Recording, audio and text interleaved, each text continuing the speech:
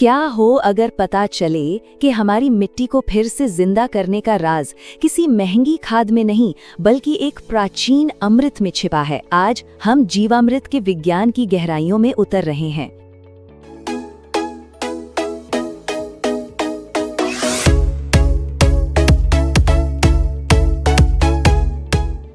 लेकिन इस अमृत को समझने से पहले एक बहुत जरूरी सवाल खुद से पूछना होगा। क्या हमारी खेती की जमीन वाकई बीमार है? चलिए इस सवाल का जवाब ढूंढते हैं। हमारी ये पड़ताल 6 खास पड़ावों से होकर गुजरेगी। मिट्टी के संकट से शुरू होकर हम जीवामृत को समझेंगे और फिर सफलता के रास्ते पर बात करेंगे। तो चलिए शुरू करते हैं। देखिए, किसी भी समाधान को समझने के लिए पहले समस्या की जड़ तक जाना जरूरी है। आखिर जीवामृत जैसे किसी घोल की जरूरत ही क्यों पड़ी? जवाब छिपा है हमारी मिट्टी के गहरे संकट में। जरा सोचिए, एक जमाना था जब हमारी मिट्टी एक जिंदा सांस लेते हुए जीव की तरह थी, एक हलचल भरा शहर।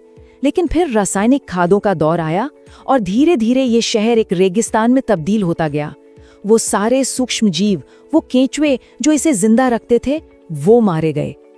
और आज हालत ये है कि बहुत से किसान एक ऐसे दुष्चक्र में फंस गए हैं जहां हर साल लागत बढ़ती जा रही है, ज्यादा खाद डालनी पड़ रही है, लेकिन पैदावार या तो वहीं की वहीं है या और घट रही है। ये एक बहुत ही मुश्किल और निराशाजनक हकीकत है। तो क्या इस चक्र को तोड़ने का कोई रास्ता है? बिल्कुल है।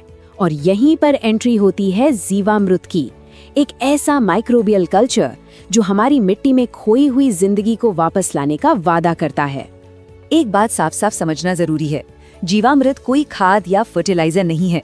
इसे मिट्टी के लिए एक दावत समझें, एक निमंत्रण जो उसके खोए हुए अरबों खरबों सूक्ष्म जीवों को घर वापस बुला रहा है। ये सीधे पौधे को नहीं खिलाता, बल्कि उस सेना को फिर से तैयार करता है जो पौधे को कुदरती तौर पर पोषण देती है। इसे समझने का ये एक बेहतरीन तरीका है। मान लीजिए कि मिट्टी पोषक तत्वों से भरी एक तिजोरी है, पर उस पर ताला लगा है, पौधे उसे इस्तेमाल नहीं कर सकते। तो जीवामृत में मौजूद जो बैक्टीरिया हैं, वो उस मास्टर चाबी की तरह हैं जो इस तिजोरी को खोलकर पौधों के लिए एक शानदार दावत तैयार कर देते हैं। तो अब असली जादू के लिए तैयार हो जाइए। चलिए जरा माइक्रोस्कोप के नीचे झांक कर देखते हैं कि आखिर ये अमृत इतना शक्तिशाली क्यों है। इसमें ऐसा क्या है? ये संख्या सुनकर शायद होश उड़ जाएंगे। देसी गाय के सिर्फ 1 ग्राम ताजे गोबर में 300 से 500 करोड़ तक फायदेमंद सूक्ष्म जीव होते हैं। ये अपने आप में एक पूरा का पूरा सूक्ष्म ब्रह्मांड है और इसकी हर एक चीज का एक खास वैज्ञानिक काम है। गोबर तो वो सूक्ष्म जीवों का ब्रह्मांड ले आता है, गोमूत्र उन्हें बीमारियों से बचाता है, गुड़ उन्हें तेजी से बढ़ने के लिए ऊर्जा देता है, और बेसन प्रोटीन ये बैक्टीरिया को कई गुना बढ़ाने के लिए एक एकदम परफेक्ट रेसिपी है। अब सवाल उठता है कि सिर्फ देसी गाय का गोबर ही इतना खास क्यों है? तो विज्ञान ये बताता है कि इसमें फायदेमंद सूक्ष्म जीवों का एक ऐसा अनोखा मिश्रण होता है जो मिट्टी को नरम और जिंदा बनाता है, जबकि दूसरी नस्लों का गोबर उतना असरदार नहीं होता, बल्कि कभी-कभी नुकसानदेह भी हो सकता है। तो चलिए, बातें बहुत हो गईं, अब सीधे काम पर आते हैं और सीखते हैं कि इस शक्तिशाली मिश्रण को असल में बनाया कैसे जाए।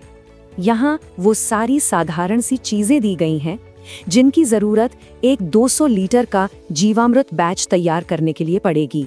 ज्यादातर चीजें आसानी से मिल जाती हैं। इन सभी स्टेप्स को ठीक से फॉलो करना बहुत जरूरी है, खासकर इसे घड़ी की सूर्य की दिशा में घुमाना। ऐसा करने से एक भंवर यानी कि वॉर्टेक्स बनता है जो पूरे मिश्रण में ऑक्सीजन खींचता है और इसी ऑक्सीजन से हमारे फायदेमंद बैक्टीरिया फलते फूलते हैं। हाँ, इसमें समय का बहुत बड़ा रोल है। जीवामृत कुछ ही दिनों में तैयार हो जाता है, लेकिन ये एक जिंदा चीज है। सबसे अच्छे नतीजों के लिए इसे 7 दिनों के अंदर इस्तेमाल कर लेना चाहिए, जब इसमें सूक्ष्म जीवों की आबादी अपने चरम पर होती है। तो हमने ये अमृत बना लिया। अब देखते हैं कि जब इस जीवन शक्ति को वापस मिट्टी में छोड़ा जाता है तो असल में होता क्या है, क्या जादू होता है। सबसे पहला और सबसे बड़ा संकेत कि सब कुछ सही रास्ते पर है, वो है केंचुओं की वापसी। इन्हें प्रकृति का अपना इंजीनियर भी कहा जाता है। जब खेत में केंचुए दिखने लगे तो समझ जाइए कि मिट्टी फिर से जिंदा हो रही है। ये सब कुछ आपस में जुड़ा हुआ है। केंचुए मिट्टी में हवा भरते हैं जिससे पानी बेहतर तरीके से रुकता है। सूक्ष्मजीव जैविक कचरे को सोने जैसी खाद यानी ह्यूमस में बदल देते हैं और एक स्वस्थ इकोसिस्टम कुदरती तौर पर बीमारियों से लड़ने की ताकत रखता है। मतलब एक आत्मनिर्भर सिस्टम बन जाता है। इसे इस्तेमाल करना भी बहुत आसान है। इसे सिंचाई के पानी के साथ मिलाया जा सकता है या फिर इसका छिड़काव सीधे पत्तियों पर भी कर सकते हैं, जिससे उन्हें एक जबरदस्त ग्रोथ टॉनिक मिलता है। जीवामृत को अपनाना एक सफर है, कोई 100 मीटर की रेस नहीं। तो चलिए अब लंबे समय तक सफलता के लिए कुछ उम्मीदें और रणनीतियां तय करते हैं। अगर इस पूरी बातचीत से सिर्फ एक बात याद रखनी हो तो वो ये है, कभी भी भूलकर भी जीवामृत को रासायनिक कीटनाशकों के साथ न मिलाएं। ऐसा करने का मतलब है कि उन अरबों फायदेमंद बैक्टीरिया को मार देना जिन्हें बनाने के लिए इतनी मेहनत की गई है। ये याद रखना होगा कि ये एक डॉक्टर की तरह है जो एक बहुत बीमार मरीज का इलाज कर रहा है। सालों के रासायनिक दुर्व्यवहार से उबरने में मिट्टी को भी समय लगता है। धैर्य रखना बहुत जरूरी है।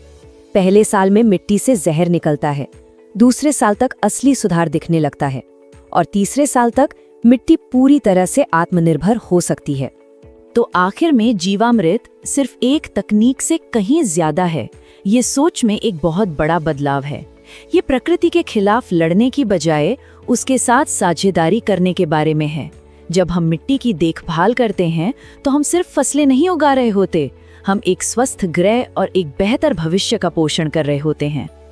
वीडियो पसंद आए तो लाइक करें, शेयर करें किसान भाइयों के साथ और चैनल को सब्सक्राइब जरूर करें।